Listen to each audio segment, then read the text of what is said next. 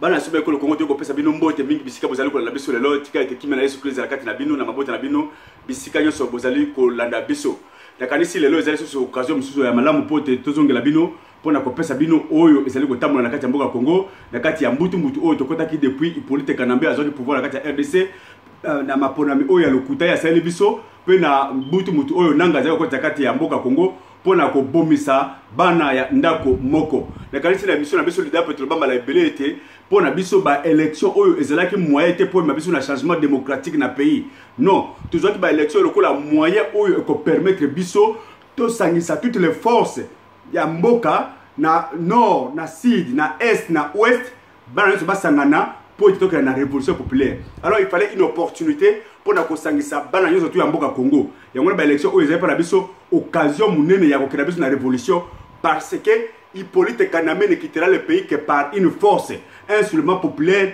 une révolution de masse. Ce n'est qu'après cette révolution, nous avons bon sommi, autonomie et la population na biso. C'est ça notre objectif.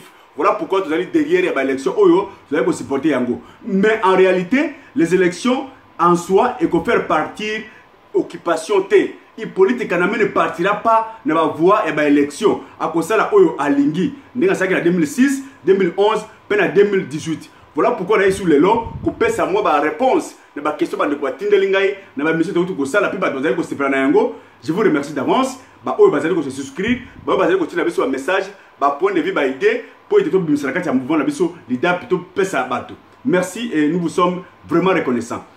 Na oyo etali makambo ezali koleka na kati ya cour constitutionnelle lelo. Moi na mboka Martin Fayulu oyo biso toyebi ki akanye ba élection. On a plus besoin ya ko démontrer yango. Les achats s'acharnent contre la communauté internationale, la CENCO, États-Unis, Union européenne, SADC, bato tout ba comprendre que Martin Fayulu andimi. Mais bato bazali koloba na kati ya cour constitutionnelle qu'il fallait des preuves. Oui, bozola la yemoko nani procureur azako bake dossiers irrecevables mais ba preuve zalité. Mais quelle est vous appelez preuve? Preuve nini bolingi la muka appelle sa pour la tricherie. D'abord première preuve la première volonté. Moto pour convaincre il faut avoir la volonté que Andy m'a défaite. Moto a l'intention que a ko perdre.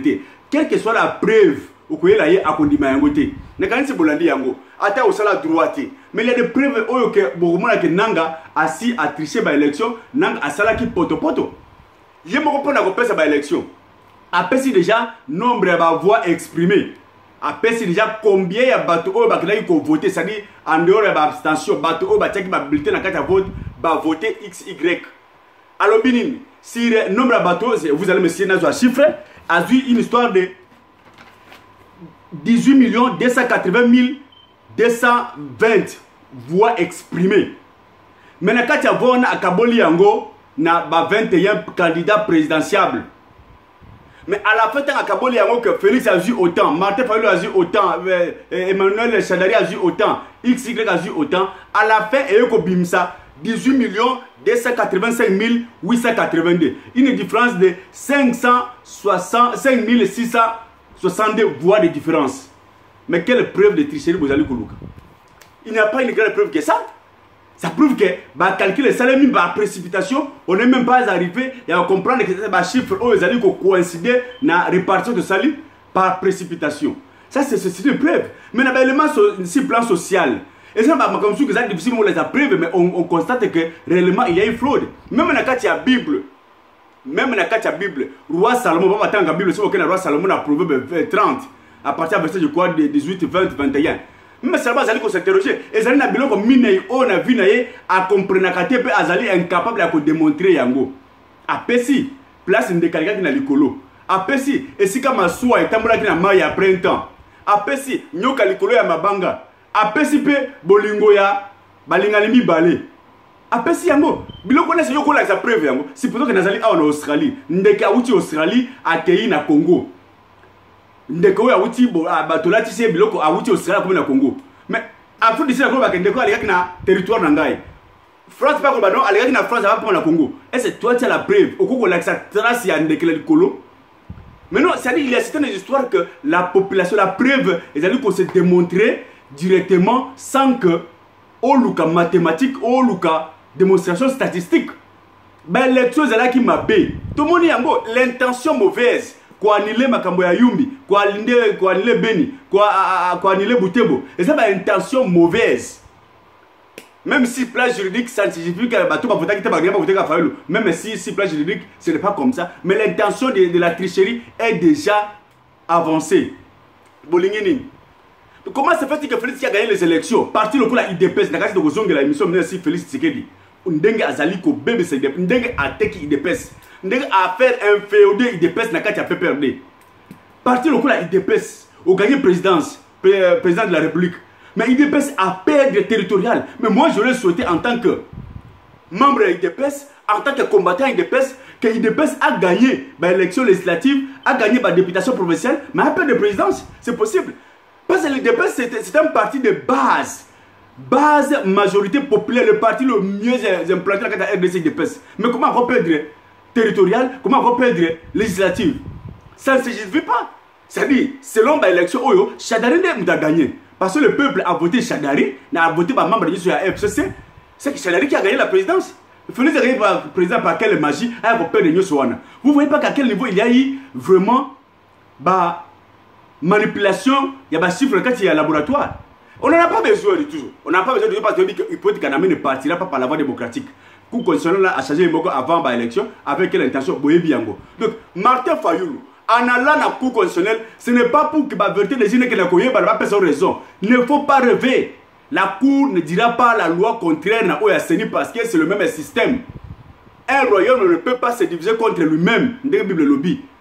Jamais pas savoir qu'après, il peut être surtout dehors. Voilà pourquoi le pouvoir de passer à garantir l'impunité de Kozongilayango parce que a démontré comment Félix Tshisekedi a teki de pes et comment Félix Tshisekedi voilà combattant ça comme Lingai azali impliqué à tenir un document la population de l'émission Koya Bokomo Yango boss la brancher un document comment Félix Tshisekedi a contribué politiquement à la mort Etienne Tshisekedi. Il a été à la base politique dans l'Ouaya Etienne Tshisekedi pour qu'il y ait un lelo Bokomo on peut causer vraiment scandale dans la casse peut ko la kisango.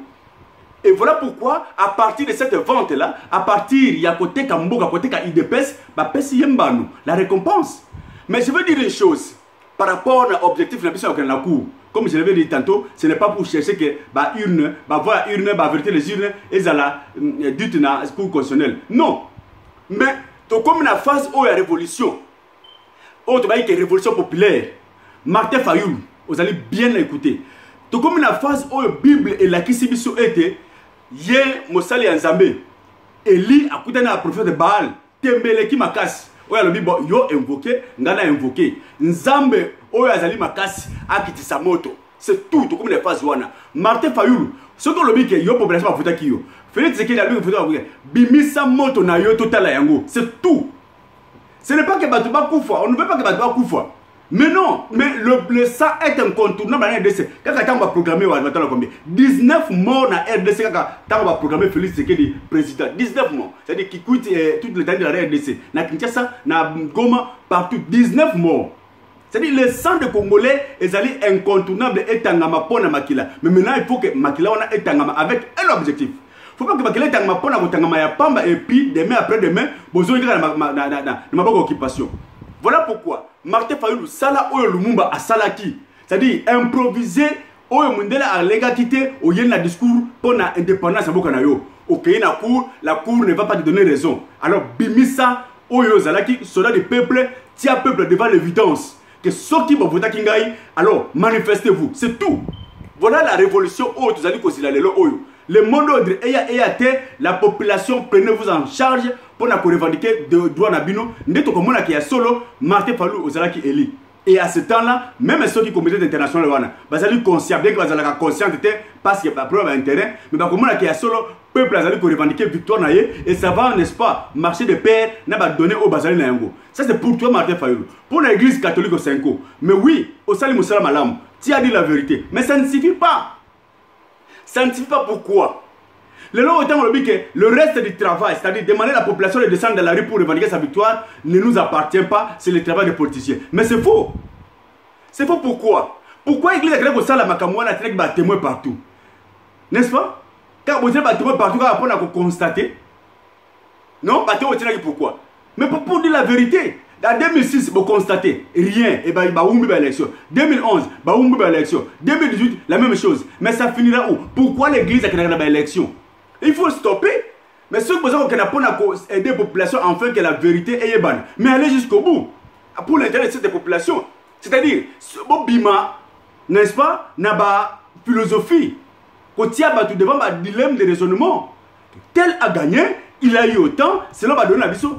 Preuve, oh, et il a gagné. Prenez ça, bon, comme témoin, parce que tant qu'il y a une élection, n'est-ce pas? Le coup là, vous constater, le coup là espère, aucune élection. L'espère peut être un témoin, l'objet qui est entre les protagonistes dans l'élection. Besoin d'un témoin qui là, ça va preuve qu'il y a besoin de Katia Cour, on a que ça va confronter la OSN, n'dengo sala qui n'a invité les caméras. C'est trop le cas. Pourtant, la moindre chose c'est quoi? Désormais, toutes les élections prochaines, futures acte RDC, Église catholique Boyate. Parce que vous ne contribuez à rien. Bon, là, vous constatez, et si la vérité n'est pas, désir n'est pas respectée, et il faut faire la justice. Mais ça ne suffit pas. Parce que vous avez affaire à un dictateur qui ne respecte pas, n'est-ce pas, logique des normes intellectuelles, qui ne respecte pas la vérité, le mensonge. Alors, devant cette situation, il faut passer, n'est-ce pas, à l'acte de Bossala qui n'a le mois de février, n'est-ce pas, le mois de 16 février, devant Mobutu, la conférence nationale souveraine. C'est pas parce que cardinal Mosengo à l'époque qui présidait la conférence nationale, mais il faut aller au-delà, appeler la population à descendre dans la rue. C'est son droit pour la revendiquer droit dans Bezali Moussala, il y a un Nzambe, ce n'est pas un péché. Quand vous télémi, vous sala oh David a salaki, oh Jésus a salaki, qu'on récupérer Mboka Nabino. C'est un droit divin.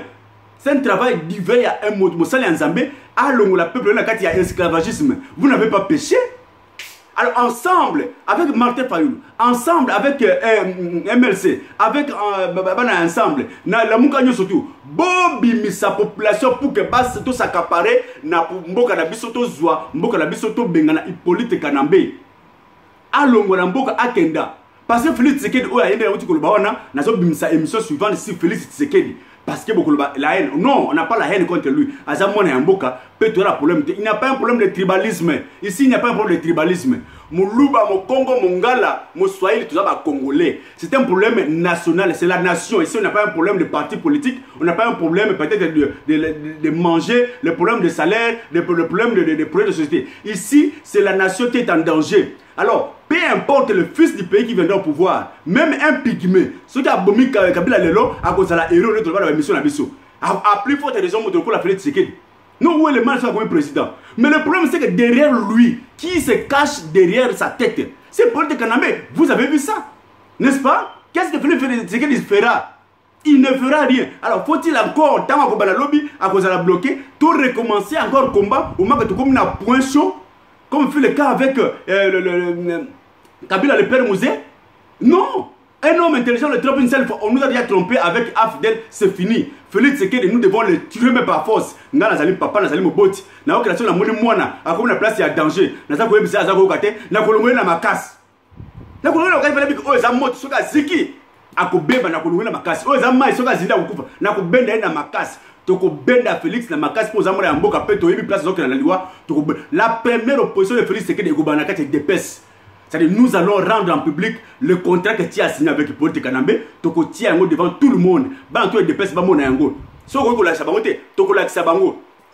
Toko la kisabango nous sommes des dépêches, toko la kisabango ba contrôle signona et vous verrez que opposition ya liboso ko balaka na kati ya famille na yo na dépêche. C'est là où ça va chauffer. Il dépêche que la partie politique de l'osso va contredire le pouvoir na yo. Et ce qui se réjouit aujourd'hui, nous avons la bande de Moussous, à niveau de la diaspora. Babani au Canada, valise pour faire des outils de passer pour la réalité ethnique. Frères et sœurs, je vous donne un conseil en tant que chrétien. Évitez, raisonnez deux fois. Au bébé, ça me semble dans la diaspora, ils ont permis de offrir des factures ou des familles aux zonga. Tu ne feras rien, Félix Tshisekedi n'aura pas le pouvoir d'économiser Batou, ni dans le ministère, même dans le cabinet, il va contrôler Batou. À plus forte raison, dans le département Moussous. Ne prenez pas ces risques au Kanga valise na yo ozonga mboka pas Félix Tshisekedi de konoyo à ce pouvoir ozonga, c'est un grand risque.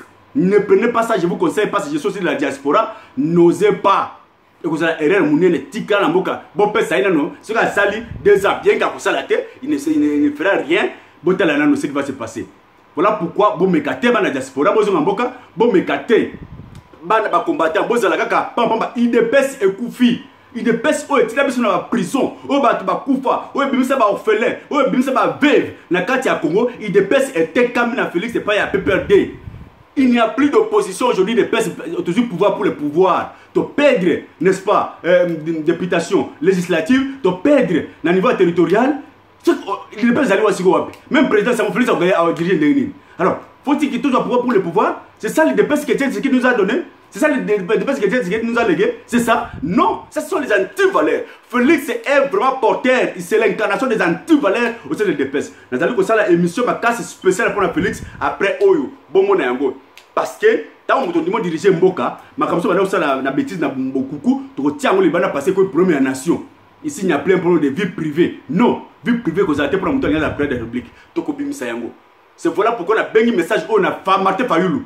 Il ne faut pas vous attendre à la solution à cour constitutionnelle, il n'y aura rien. Le peuple congolais, il n'y aura rien. Et puis ça va être crise cardiaque. Mettons les cas déjà dans la phase où tu vas dans l'élection, révolution populaire parce qu'on a raison.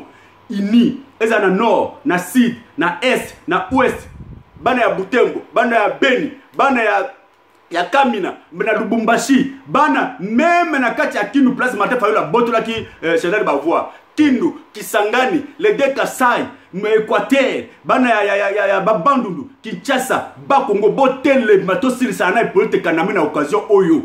Félix Tshisekedi ne prêtera pas serment au tia yeba kale yasuka pour l'intérêt à la population. La patrie ou la mort. Parce que ce pays nous appartient tous et nous avons le droit. Tu vois qu'il y a la diaspora pour tu as investir. Mais on ne peut pas investir tant que la politique restera là-bas, dans les institutions surtout. On ne peut pas le faire. Félix Tshisekedi, Azali, cheval de 3 euros, va utiliser. Mais tu peux bien aller dans ma casse, parce que Azali mon amboka. Que Dieu vous bénisse, vous allez brancher. Bon, la nature, vous avez une mission spéciale, c'est Félix Tshisekedi, Ndenga Sali, va contrat à signer. Et en plus, Ndenga Nini a bomi Etienne Tshisekedi politiquement. Pas dans la théorie, mais beaucoup l'andayango. Que Dieu vous bénisse, vous allez brancher, vous les mater. Amen. Merci.